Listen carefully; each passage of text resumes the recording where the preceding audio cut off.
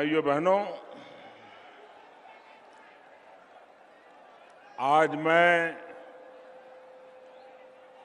सुबह से पश्चिम बंगाल में दौरा कर रहा हूं।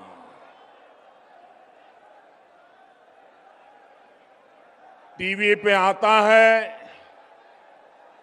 कि इस बार जून महीने में जो गर्मी पड़ती है वो गर्मी अप्रैल महीने में शुरू हो गई है और इतनी भयंकर गर्मी के बीच भी पश्चिम बंगाल में चुनावी गर्मी है और इतनी भयंकर गर्मी में ये जो मैं उत्साह उमंग देख रहा हूं, दिल्ली में बैठ करके किसी को अंदाज नहीं आ सकता है कि पश्चिम बंगाल के चुनाव का मिजाज क्या है, यहां के लोगों का इरादा क्या है। भाइयों बहनों, मैं जहां जहां गया हूं, मैंने ऐसा उमंग उत्साह पश्चिम बंगाल में पहले कभी देखा नहीं था।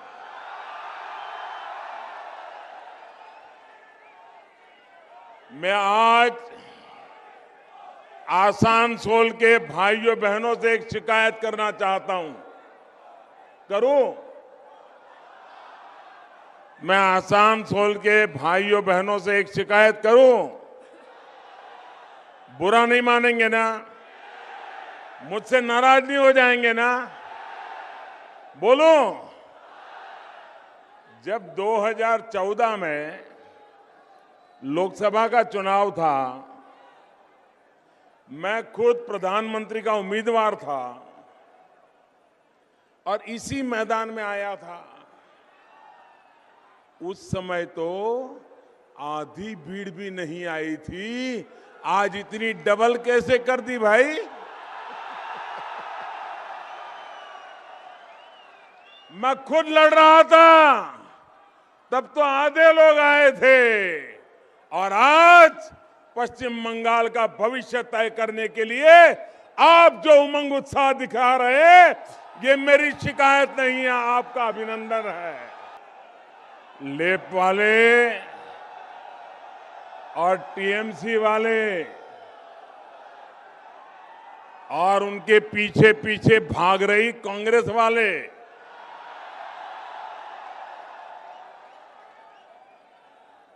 आने वाले दिनों में ये सभा देखने के बाद सोचेंगे कि पूरे बंगाल में से कौन से गुंडे हैं जिनको आसनसोल भेजा जाए, कहां से चुन चुन करके गुंडों को यहां लाया जाए ताकि ये लोग मतदान न कर सके, गफलेबाजी हो, हिंसा हो। ये सभा, ये माहौल दीदी की भी नींद खराब कर देंगे और लेफ्ट और सोनिया जी की भी नींद खराब कर देंगे। भाइयों बहनों, आप लोगों ने पूरे पश्चिम बंगाल को एक संदेश दिया है, ये ताकत दिखा करके कि अब पश्चिम बंगाल इन दोनों से मुक्ति चाहता है, दोनों से मुक्ति चाहता है।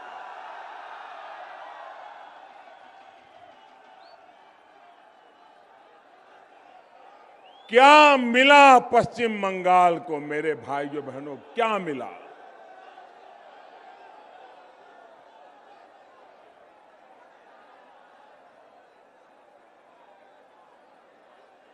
चौंतीस साल तक लेफ्ट वालों ने बंगाल की जो प्रतिष्ठा थी, बंगाल की जो ग्लोरी थी, उसको मिट्टी में मिला दिया। और बाद में दीदी आई, दीदी ने कहा था, मां, माटी और मानुष।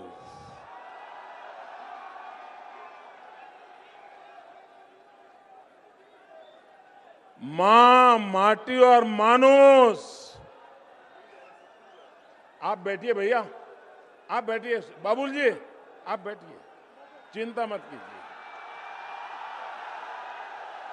यहां ये जो नौजवान है, देखिए मैदान छोटा पड़ गया है, आप आगे आ नहीं सकते, प्लीज वहीं रुक रहिए।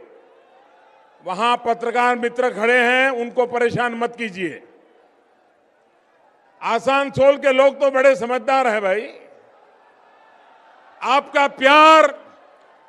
प्यार मेरे सर आंखों पर, मैं आपका बहुत आभारी हूं, लेकिन मैदान छोटा पड़ गया है, आप आगे आने की कोशिश मत कीजिए।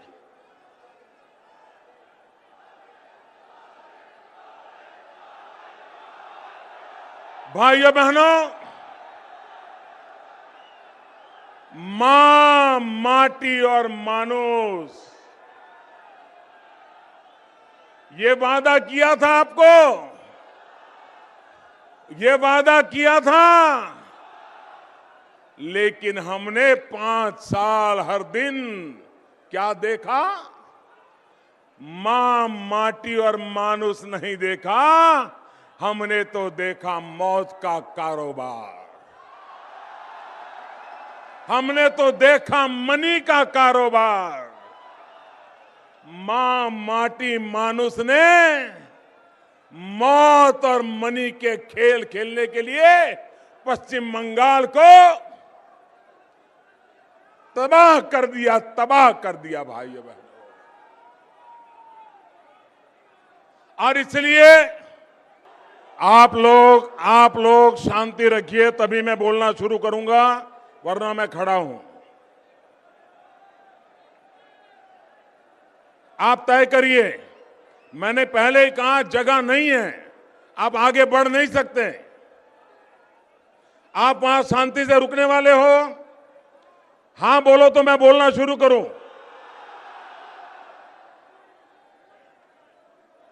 मेरी पत्रकार मित्रों से भी प्रार्थना है, पत्रकार मित्रों से मेरी प्रार्थना है,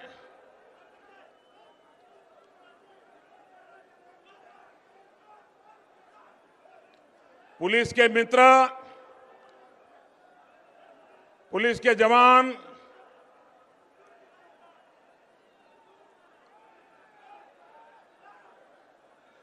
मेरे प्यारे भाइयों बहनों, जिस प्रकार से पश्चिम बंगाल के गरीबों के साथ धोखा किया गया, आप मुझे बताइए, आप शारदा चिट फंड को भूल सकते हैं क्या? आसनसोल के नागरिकों के भी पैसे गए हैं कि नहीं गए हैं?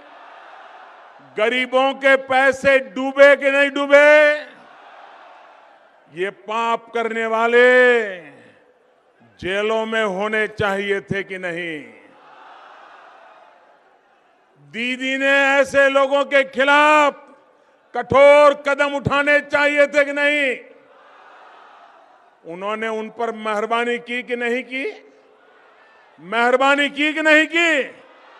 आप मुझे बताइए, जो गरीबों का धन लूट लेते हैं, अगर उन पर मेहरबानी करने वाली सरकार है, तो उस सरकार को जाना चाहिए कि नहीं जाना चाहिए? हमेशा हमेशा लिए जाना चाहिए कि नहीं जाना चाहिए? भाइयों बहनों, गरीब के पैसे लूटने के लिए शारदा चिट फंड जैसी योजनाएं देश में ऐसी फैली, और गरीब बेचारा कुछ सपने लेकर के पैसे रखता था, बेटी की शादी करवाने के लिए पैसे रखता था, बच्चों की पढ़ाई के लिए पैसे रखता था, लेकिन इन लुटेरों ने गरीबों के पैसे जमा कर लिए, हजम कर लिए और गरीब को बेघर बना दिया। भाइयों बहनों, जब अच्छी सरकार होती है,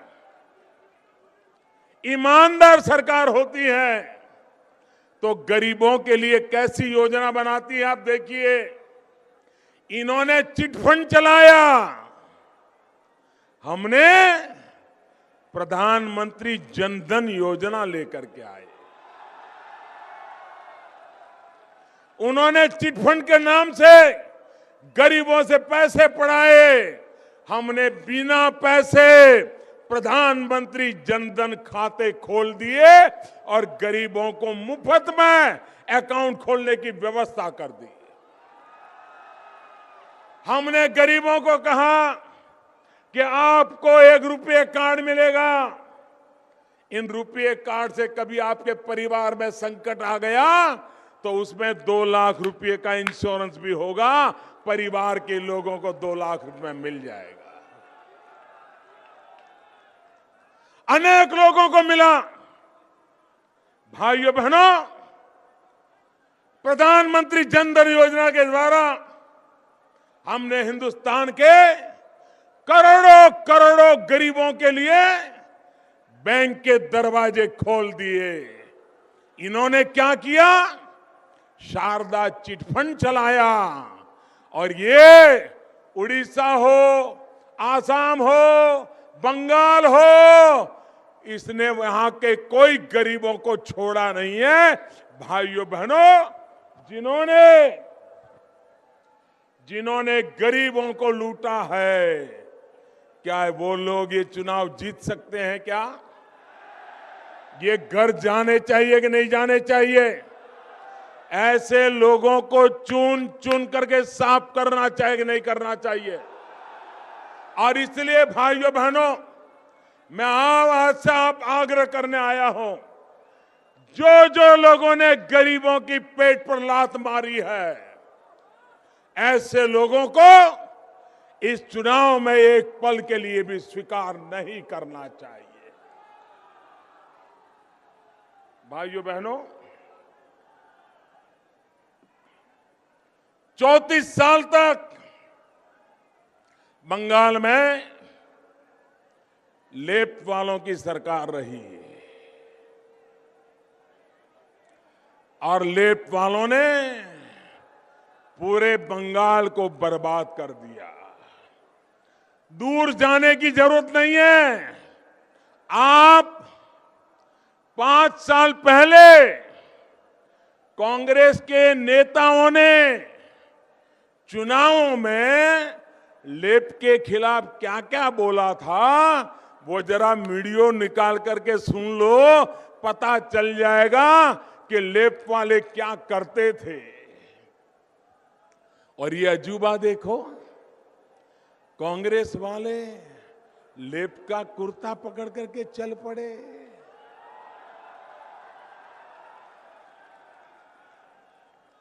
जिस कांग्रेस पार्टी ने केरल में पहली लेफ्ट की सरकार चुनी थी, पंडित नेहरू के जमाने में धारा 356 लगा करके उसको भंग कर दिया था। जिस कांग्रेस को लेफ्ट के प्रति इतनी नाराजगी और गुस्सा रहता था, आज पूरी की पूरी कांग्रेस पार्टी लेफ्ट के चरणों में जाकर के बैठ गई है। भैया देखिए, ये जनता जनार्दन जब देती है तो छप्पर फाड़ करके देती है, लेकिन जो जनता जनार्दन लेती है ना, तो कूड़े कचड़े के साथ साफ कर देती है, कुछ बचने नहीं देती। एक जमाना था, ये कांग्रेस पार्टी 400 से भी ज्यादा लोगों को लेकर के पार्लियामेंट में बैठती थी। ये जनता का गुस्सा ऐसा फटा, वो 40 पर आ गए, 40 पर आ गए। आज वो कांग्रेस की हालत देखो, जीने मरने के लिए लेप के पास झुकना पड़ा है। और इनकी बेईमानी देखो। मुझे बताओ भाई, अगर आपका विचारधारा से झगड़ा है तो वो विचारधारा से झगड़ा अगर बंगाल में है तो केरल में भी होना चाहिए कि नहीं होना चाहिए? अगर आपका कम्युनिस्टों के कारोबार से विरोध है तो केरल में भी झगड़ा होना चाहिए कि नहीं होना चाहिए? वहां भी आमने सामने लड़ना चाहिए कि नहीं लड़ना चाहिए? ये कांग्रेस का कमाल देखो, ये बड़े कमाल के जादूगर हैं। केरल में वो कम्युनिस्ट पार्टी को गाली दे रहे हैं, कम्युनिस्ट पार्टी के खिलाफ लड़ाई लड़ रहे हैं, और बंगाल में कांग्रेस वाले कम्युनिस्टों को कंधे पर बिना उठा करके नाच रहे भाई। ये समझ नहीं आ रहा है कि केरल में कुश्ती और बंगाल में दोस्ती। इन पर भरोसा कर सकते हैं क्या? ये आपकी आंख में धूल झोंक रहे हैं कि नहीं झोंक रहे? ये लोग बंगाल में एक भाषण करते हैं, केरल में दूसरा भाषण करते हैं, क्या उन पर भरोसा करना चाहिए क्या? भाइयों बहनों, केरल में कम्युनिस्ट पार्टी आए दिन कांग्रेस को ऐसी गालियां देती है। कांग्रेस पार्टी कम्युनिस्टों को गाली देती है, कम्युनिस्ट पार्टी कांग्रेस को देते हैं। और बंगाल में कहते हैं कम्युनिस्ट पार्टी बहुत अच्छी है, कांग्रेस पार्टी बहुत अच्छी है, कम्युनिस्ट कांग्रेस मिलकर भला करेंगे। आपको विश्वास है क्या? आपको भरोसा है क्या? ये लेप दोबारा आया तो बर्बादी आएगी कि नहीं आएगी? और मुझे बताइए, ये दीदी को सबक सिखाना चाहिए कि नहीं? दीदी को आराम करने का भेजना चाहिए कि नहीं भेजना चाहिए? अरे एक जमाना था, दीदी कभी भ्रष्टाचार की बात सुनती थी, वो घटनाएं लोग याद रखते हैं। जब उनका कोई साथी भ्रष्टाचार में नाम आता था तो दीदी कुर्सी उठा करके फेंक करके छोड़ करके चली जाती थी भ्रष्टाचार के खिलाफ। दीदी आपको क्या हो गया? ऐसा परिवर्तन कैसे आ गया? दीदी आप तो पहले भ्रष्टाचार के खिलाफ कुर्सियां फेंकती थी, आप भ्रष्टाचार के खिलाफ रोड पर निकल करके लाठियां झेलती थी। आज नारद का इतना बड़ा स्कैंडल आ गया। टीवी कैमरा के सामने टेंडर किसको मिलेगा, टेंडर कैसा होगा, टेंडर कब निकलेगा और बदले में क्या मिलेगा, इसका सौदा होता है। नोटों की थप्पियां दी जा रही हैं, थप्पियां सब कैमरा पर है। दीदी ने कोई कदम उठाया क्या? आवाज उठाई क्या? उनको पार्टी से निकाला क्या? इसका मतलब अब दीदी भ्रष्टाचार से एडजस्ट हो गई है।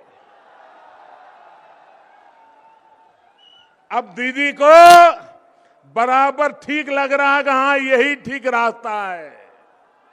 भाइयों बहनों, ये जो रुपये लूट करके देते लेते दिखाए गए हैं, ये रुपये किसके हैं?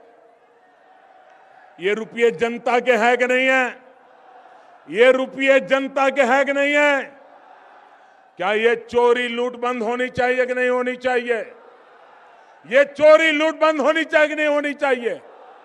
और इसलिए भाइयों बहनों, ये चुनाव एक मौका है ऐसा भ्रष्ट काम करने वालों को हमेशा हमेशा के लिए राजनीति से विदाई कर देनी चाहिए भाइयों।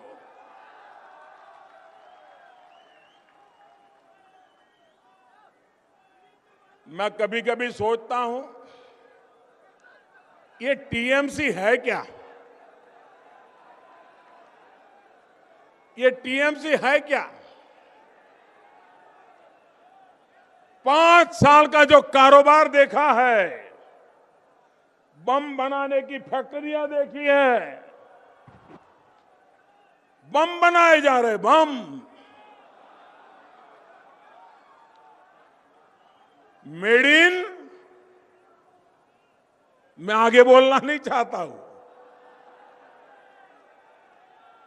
ये किसको मारने के लिए सैकड़ों बम पकड़े जाते हैं, बनाए जाते हैं।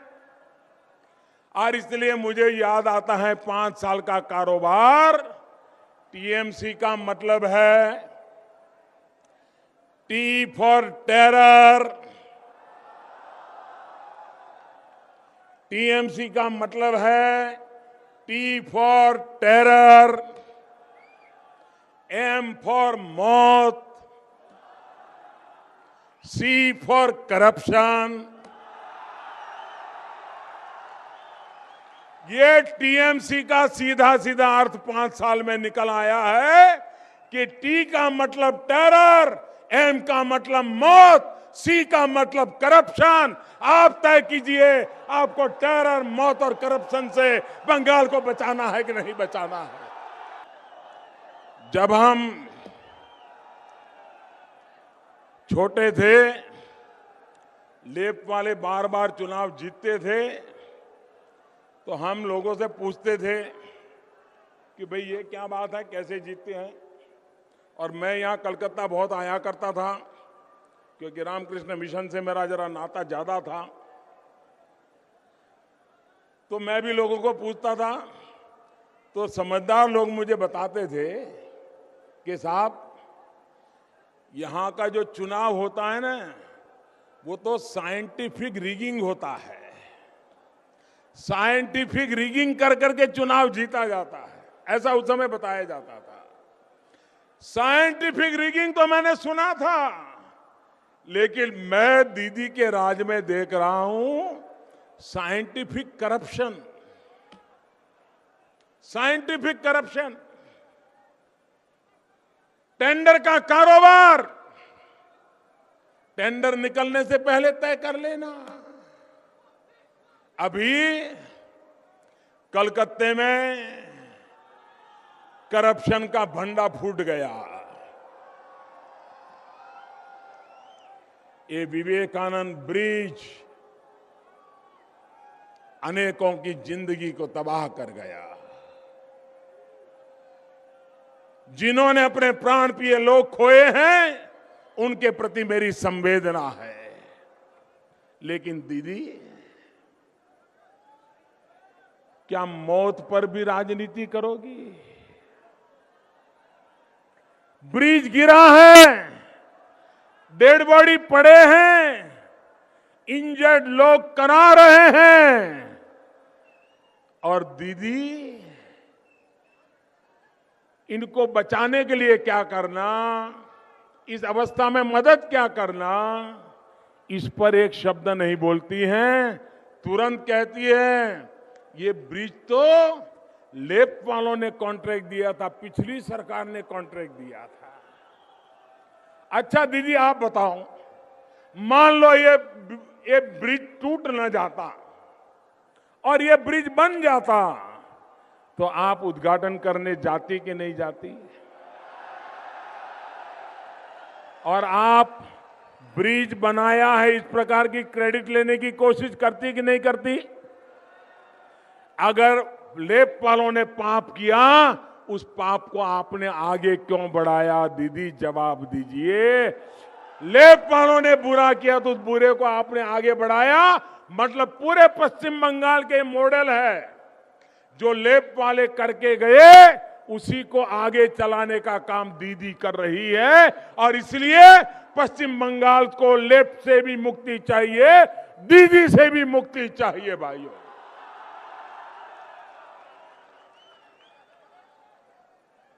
भाइयों बहनों,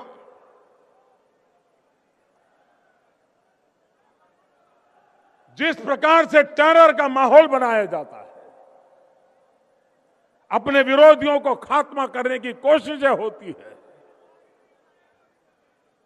ये लोकतंत्र नहीं है।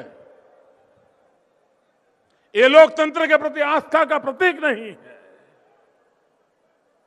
इस चुनाव में मैं हैरान हूं, क्या डिबेट चल रही है। लेफ्ट वाले कहते हैं कि ममता जी के राज में इतनी हत्याएं हुई, तो ममता जी कहती हैं आपके राज में इतनी हुई थी। लेफ्ट वाले कहते हैं ममता जी के जमाने में इतने बलात्कार हुए, तो ममता जी कहती हैं आपके जमाने में इतने बलात्कार हुए थे। लेफ्ट वाले कहते हैं ममता जी के राज में इतने कौमी दंगे हुए, तो ममता जी कहती हैं तुम्हारे राज में इतने दंगे हुए थे। लेफ्ट वाले कहते हैं कि ममता जी आपके राज में रास्तों का हाल ऐसा है, तो ममता जी कहती हैं आपके राज में रास्तों का हाल ऐसा था। ममता जी कहती हैं, मैं पूछना चाहता हूं भाई, क्या ये चुनाव में यही डिबेट चलेगा क्या कि ममता जी के समय कितनों पर रेप हुआ और लेफ्ट के समय कितनों पर रेप हुआ? ममता जी के समय कितने मरे और लेफ्ट के समय कितने मरे? ये ब्लेम गेम। अच्छा होता आप ये चर्चा करते कि लेफ्ट वालों ने 1000 किलोमीटर रास्ता बनाया था, दीदी ने 2000 किलोमीटर बना दिया। लेफ्ट वालों ने 50 स्कूल खोली थी, दीदी ने 200 स्कूल खोल दी। लेफ्ट वालों ने बच्चियों की भलाई के लिए ये किया था, तो दीदी ने बच्चियों की भलाई के लिए ये किया था। ये स्पर्धा होनी चाहिए थी, लेकिन स्पर्धा ये हो रही है कौन ज्यादा बुरा है, उसी की स्पर्धा चल रही है। आपको जानना होगा, दोनों एक दूसरे को बुरा कह रहे हैं, तो अच्छे की खोज करोगे कि नहीं करोगे? अच्छे की खोज करोगे कि नहीं करोगे? भाइयों बहनों, 2 साल होने आए हमें। दिल्ली में हमारी सरकार बैठी है। आपने कभी आपके सांसद श्रीमान बाबुल सुप्रियो, जो आज मेरी सरकार में मंत्री है, महत्वपूर्ण मंत्री हैं, उन पे ऊपर एक भी आरोप सुना है क्या? कभी कांग्रेस वालों ने एक भी आरोप लगाया है क्या? कभी लेफ्ट वालों ने कोई आरोप लगाया है? दीदी ने कोई आरोप लगाया? 2 साल से हम बैठे हैं, एक भी पाप नहीं किया भाइयों बहनों, एक भी पाप नहीं किया। ऐसे सरकार चलाई जाती। भाइयों बहनों, हमारी सभी समस्याओं का समाधान ये चुनावी खोखलीबाजी से नहीं होने वाला है। भाइयों बहनों, मेरा 3 एजेंडा है और उन 3 एजेंडा पर मैं काम करना चाहता हूं। पिछले 2 साल से लगातार कर रहा हूं और पश्चिम बंगाल में आप हमें सेवा का अवसर दीजिए। ये 3 एजेंडा पर काम करने चाहता हूं। मेरा पहला एजेंडा है विकास। मेरा दूसरा एजेंडा है तेज गति से विकास। मेरा तीसरा एजेंडा है चारों तरफ विकास। भाइयों बहनों, हमारी हर समस्या का समाधान, हमारी हर समस्या का समाधान विकास में ही है। भाइयों बहनों, आप हैरान होंगे, दीदी ये देश आपसे जवाब मांगता है। ये पश्चिम बंगाल इतना प्यारा था, इतना प्रगतिशील था, इतना तेजस्वी था कि अंग्रेजों को भी कलकत्ते में आकर के अपना मुकाम करने का मन कर गया था। ऐसा शानदार जानदार कभी हमारा बंगाल हुआ करता था। बंगाल पूरे देश को दिशा दिखाता था। लेकिन भाइयों बहनों, आज उस बंगाल का हाल क्या कर दिया गया है। सुभाष बाबू के भतीजे भाई चंद्र बोस भारतीय जनता पार्टी से चुनाव लड़ रहे हैं और दीदी ऐसी घबरा गई है कि ये चंद्र बोस जब चुनाव लड़ रहे हैं तो कहीं दीदी का क्या होगा। और इसलिए दीदी ने क्या किया, ऐसा टेरर किया है कि कोई चंद्र बोस को पार्टी का दफ्तर खोलने के लिए मकान देने के लिए तैयार नहीं। लोग डरते हैं साहब हम मकान देंगे तो कोई जला देगा, कहते वोट देंगे, लेकिन दीदी है तब तक हम आपको मकान नहीं दे पाएंगे, वरना हम जिंदा नहीं रह पाएंगे। क्या लोकतंत्र का ये नमूना है क्या? ये नमूना है क्या? भाइयों बहनों, आसनसोल ये सुंदर नगरी के रूप में कभी जाना जाता था जी। आज क्या हाल करके रखा है। अभी भारत सरकार पूरे देश में रेगुलरली कंपटीशन करती है, स्पर्धा करती है और ज्यूरी निष्पक्षता से उसकी जांच करती है। इस 2016 के शुरू में इस देश के 73 सिटीज 73 शहरों का एक कंपटीशन हुआ, स्वच्छता को लेकर के, सफाई को लेकर के। 2 महीने का समय दिया गया कि आपको क्या क्या करना है। जूरी गई। भाइयों बहनों, आपको जानकर के दुख होगा कि आपने ऐसी सरकार चुनी है, ऐसे लोगों को बिठाया है कि इस 73 लोगों में जब स्पर्धा हुई तो आसनसोल का नंबर कौन सा आया मालूम है? कौन सा आया? 72 नीचे से दूसरा, ऊपर से नहीं। हिंदुस्तान के सबसे गंदे जो 2 शहर है उसमें एक नाम आसनसोल का आ गया। अरे दीदी, आपने ऐसा बना दिया आसनसोल को जो पूरे हिंदुस्तान में उसकी इज्जत को मिट्टी में मिला दिया आपने।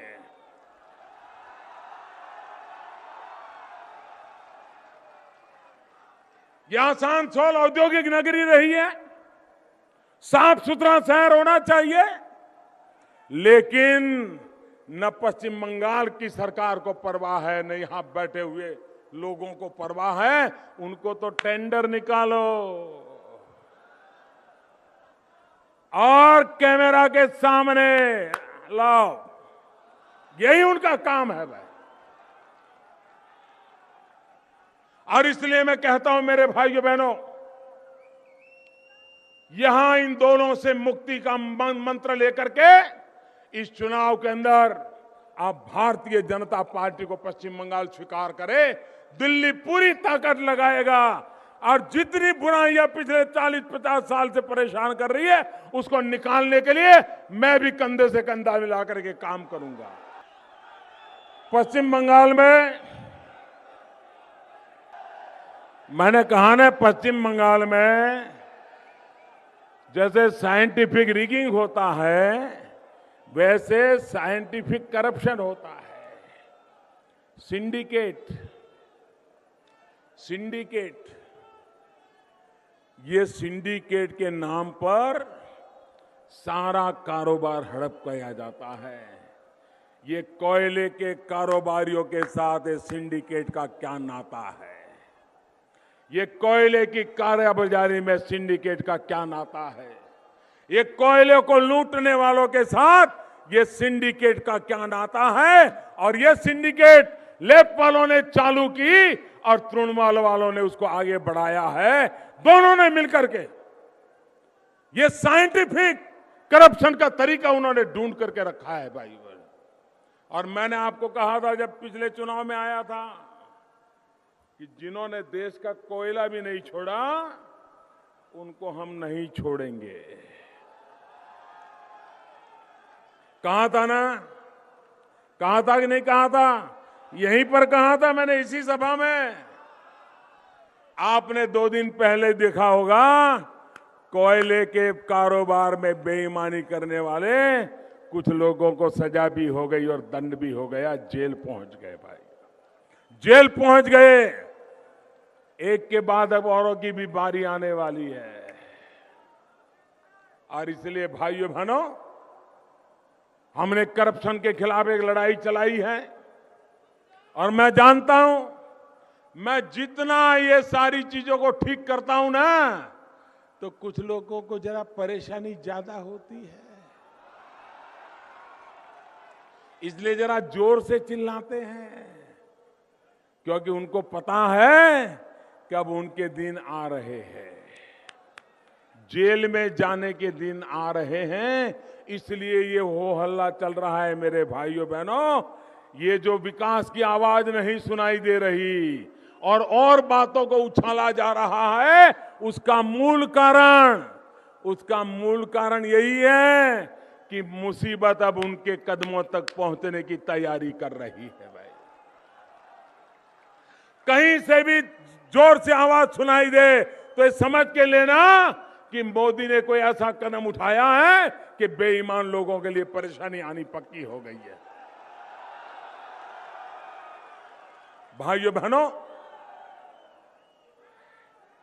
मैं आपके पास वोट मांगने आया हूं। मुझे वोट चाहिए बच्चों की पढ़ाई के लिए, मुझे वोट चाहिए नौजवानों की कमाई के लिए, मुझे वोट चाहिए बुजुर्गों की दवाई के लिए। भाइयों बहनों,